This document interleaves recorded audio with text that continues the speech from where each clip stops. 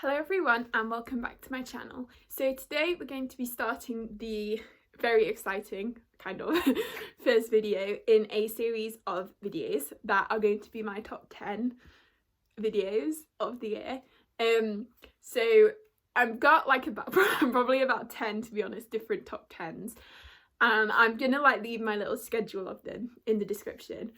But we're starting with the prettiest book covers of the top 10 prettiest covers of 2020 today, and then and the last video will be like probably towards the start of January. It'll be like the top 10 books of the year, which is very exciting. I'm really excited to film that video. To be honest, I'm excited to film like all of the end of the year videos.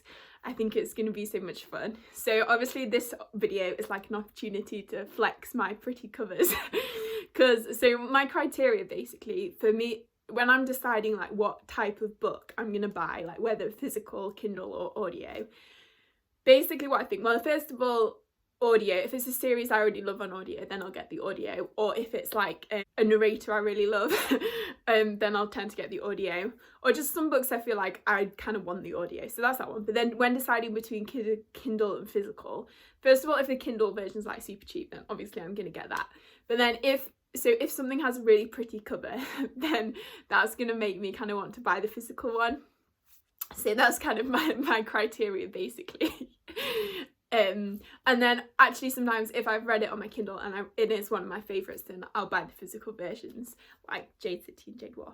I have them both forms. But yeah, generally if a book's super pretty, then I'll want to buy the physical version. So yeah, so I rambled on a lot. But first of all, on the topic of pretty books, I have a little giveaway that we're doing. So there's a backstory behind this. So I got this parcel in the post, like, I don't know, a week or so ago, and I was really excited because I thought it was the Burning God, but then it turns out it wasn't, and I opened it and it was a Hollypox, but I already had a Hollypox edition. So Waterstones just sent me this, like, their exclusive signed edition with the like the sprayed edges, and I think it's signed. Yeah, so it's got a signature there. So that's really cool. Like, they didn't charge me for it or anything. They just sent it. But also, I'm someone that doesn't, unless it's like an absolute favourite series, I don't really care about like multiple editions of books. Also, if the editions have like different covers, then I'll probably keep it. But for this one, it's literally identical to my other copy. So I thought it would be nice to spread some Christmas cheer and do a giveaway for this book. It's never been read. It's just out of its packet, Waterstones packet. Unfortunately, it will be UK only because I can't afford like shipping to faraway places. But yes, so to enter, just add, so when you're leaving a comment, just say you're from the UK and you would like to be entered, and then tell me what your favourite book cover of the year has been. And if you're international, I'm really sorry, but also still tell me what your favourite cover of the year has been in the comments. But yeah, so that's the giveaway, and I haven't decided when it's going to end yet, but I'll leave that in the description because I need to just work out some things in my head. But yeah, so that's for this one. It's the Waterstones exclusive signed edition of Hollypox. So yes, that's that out the way. I have been on for a long time. So yeah, so the prettiest covers. So it's top 10, but I actually think I have 11 because I can never like whittle it down. Oh. So yeah, so the first one, I'm just going to go through my pile. These aren't in any particular order. So the first one we have is Kingdom of Back by Marie Liu, and I just love this cover. It's so stunning. It's like a tree, and then you've got the kind of roots on one side and the like branches on the other. You've got the like moons and the musical notes, and I just think it's so beautiful. And also the way the book is kind of set up is it's kind of two kingdoms. It's like this magical sort of dream world, which is kind of like almost like a reflection of the real world. So I think that's so cool. And then on the back, it's just got a little quote. So yeah, this one is beautiful. And it's a really good book as well. So it follows Mozart's sister as they're kind of growing up. So she's kind of living in the shadow of Mozart. But she's a really good kind of composer and piano player herself. So it's just kind of her internal struggles with that. But then also her and Mozart, when they're little, they kind of create this imaginary world called the Kingdom of Back. and I think they actually did that like in real life, so it's kind of a bit historical in that way.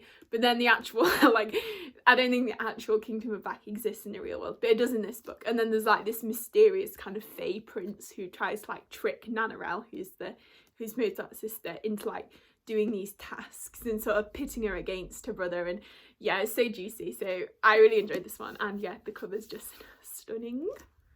Ooh, the wind is crazy.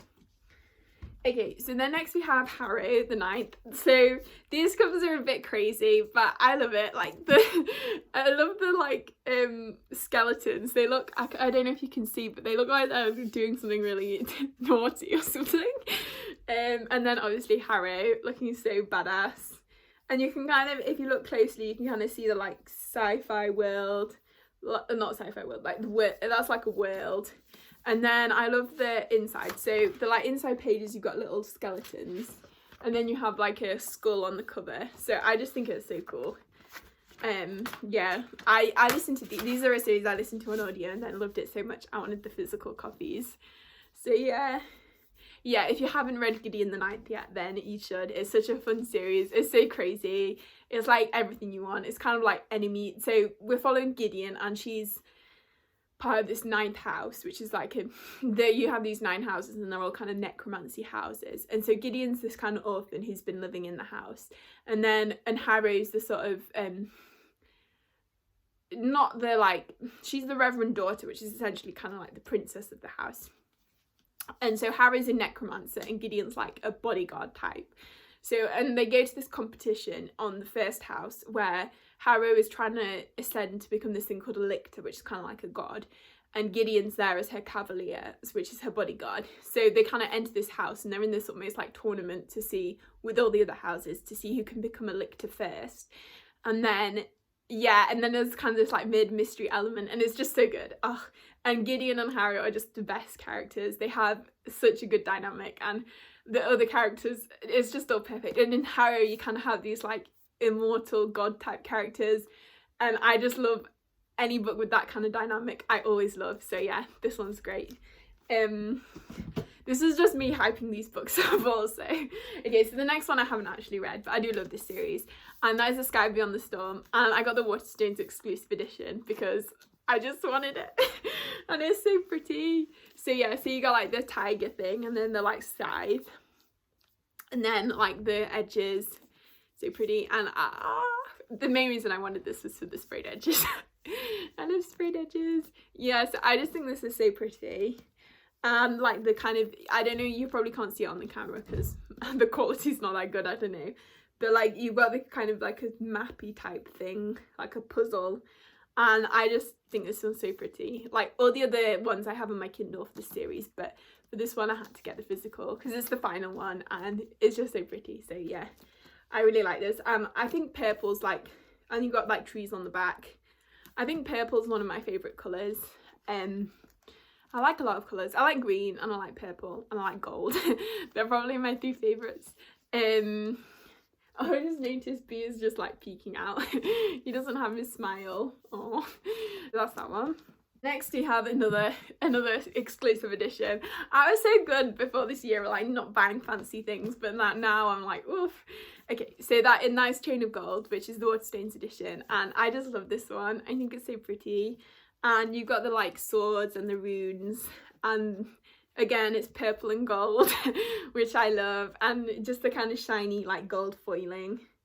So I just love it. And this is like her newest series in the Shadowhunter world, which she does have a lot of Shadowhunter books, but also I really love Chain of Gold, and I can't wait for Chain of Iron.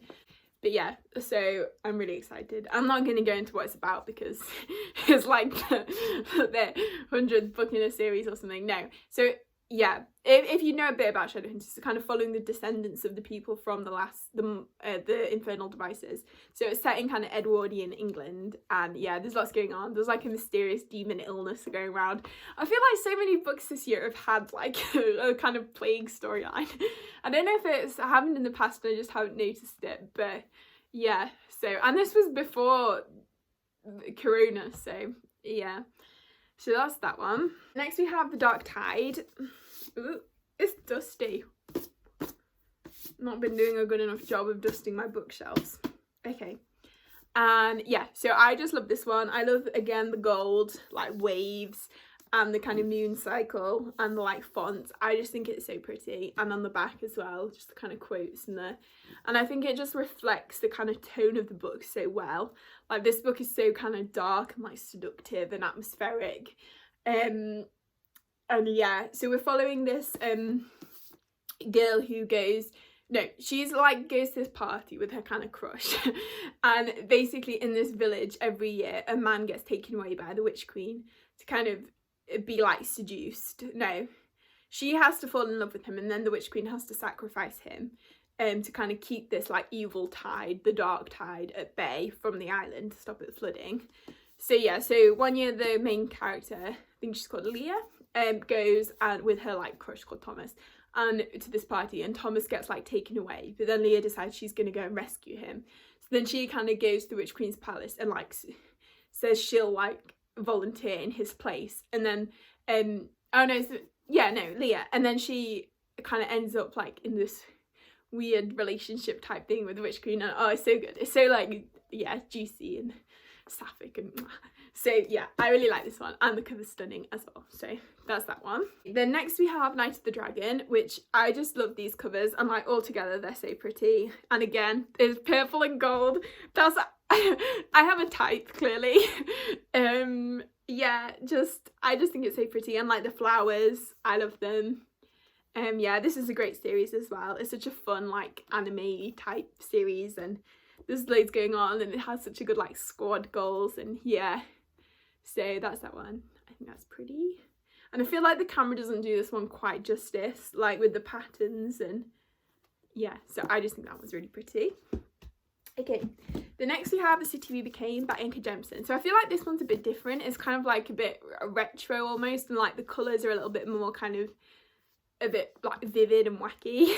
But I also think this is so cool, like the New York skyline, and then the kind of way it's almost like a billboard, and this kind of font here, and the like N.K. Jemisin font thing, and then it's got the pink edges, which I love pink edges.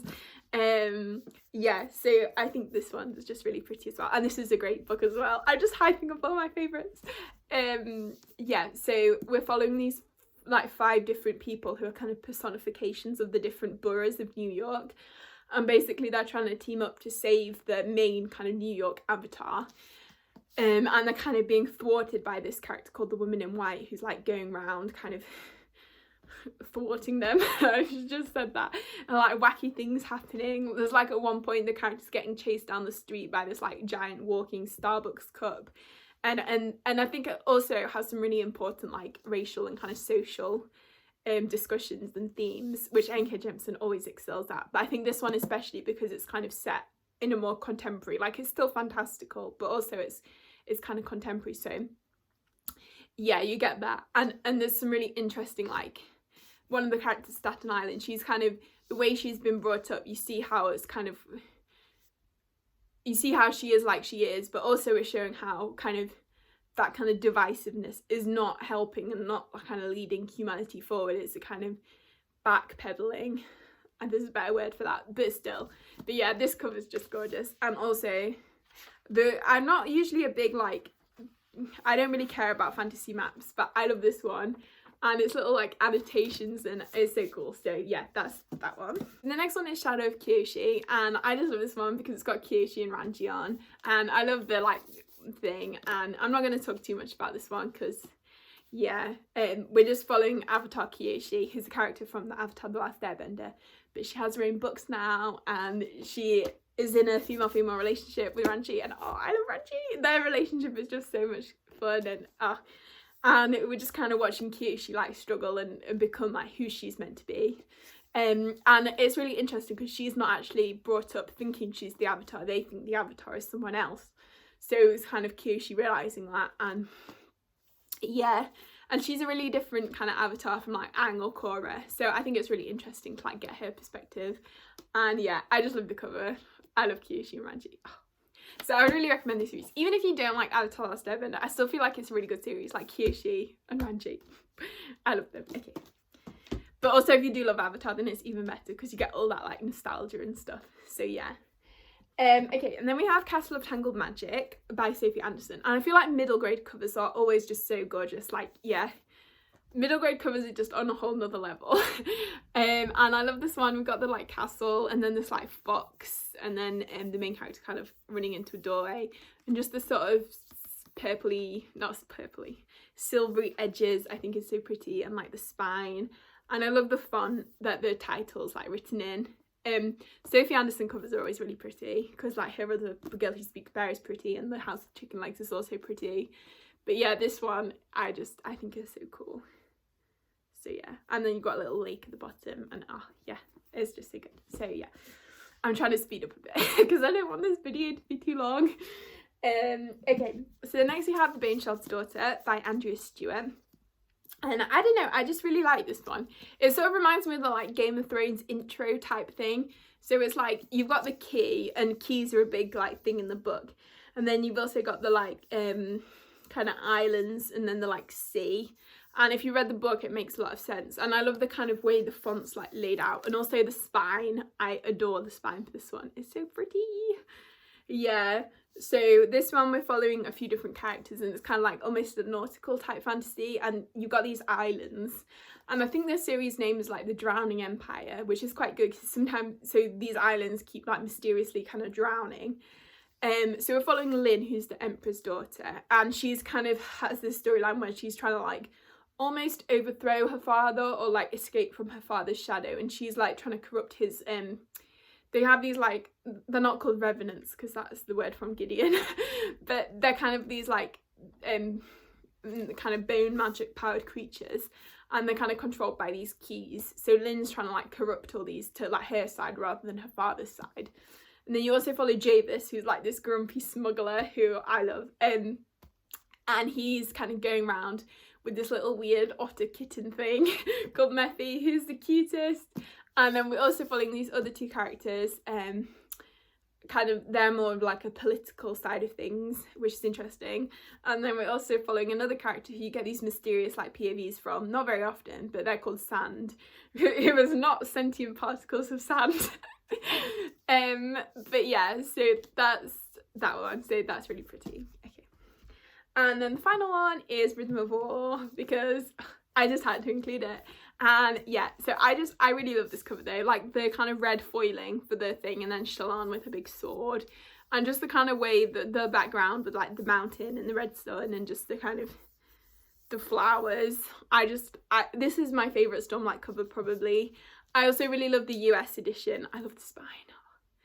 I also really love the US edition of Rhythm of War. I think they're my favourite like Stormlight covers. Although I do love Jasnar on the Oathbringer US cover.